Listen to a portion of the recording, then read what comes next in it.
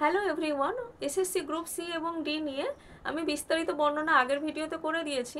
এই ভিডিওটা বানানোর মেন উদ্দেশ্য হলো এক্সাম ডেট, কবে এই দুটো পরীক্ষা হবে। এই দুটো পরীক্ষা কি একই দিনে হবে নাকি আলাদা দিনে হবে, কারণ পরীক্ষা ডেটটা জানলে প্রিপারেশন স্ট্র্যাটেজি নিজেদের মতো করে ঠিক করা যায়। সেখানে কোচিং নেওয়া দরকার কি নিজেরা পড়া দরকার, অনেক কিছু ব্যাপার থাকে। তো আমি এক্সাম ডেটটা বলার আগে দু একটা জিনিস আরও পয়েন্ট যেটা মনে হলো তোমাদের জানা দরকার সেগুলো ডিসকাস করব। সেটা হলো এই যে ইন্টারভিউ আছে, ইন্টারভিউতে কত গুণ ক্যান্ডিডেটকে ডাকবে, কারণ সবচেয়ে লাস্ট প্রসেসটা হলো ইন্টারভিউ এবং সেখানে 2:1 এই রেশিওতে কিন্তু ডাকা হবে। সেকেন্ড যেটা ব্যাপার হলো সেটা হচ্ছে গ্রুপ ডি।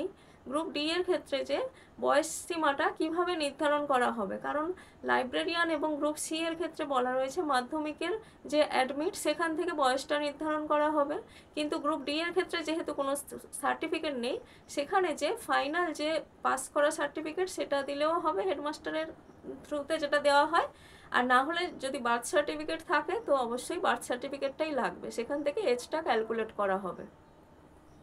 3 নম্বর বিষয় যেটা আসছে সেটা হলো এই যে মেরিট, মানে মেরিট যেটা ক্যালকুলেট করা হবে, যে ফার্স্ট ডিভিশন পেলে কত নাম্বার বা এই যে মার্কসগুলো ক্যালকুলেট করা হবে, সেটা কি সেই মার্কসটা কি ইন্টারভিউয়ের পরে অ্যাড করা হবে নাকি আগে অ্যাড করা হবে, ওইটা কিন্তু আগে অ্যাড করা হবে। ইন্টারভিউটা কিন্তু লাস্টে, ইন্টারভিউতে যাওয়ার আগে কিন্তু ওই মেরিট স্কোরগুলো অ্যাড করা হবে।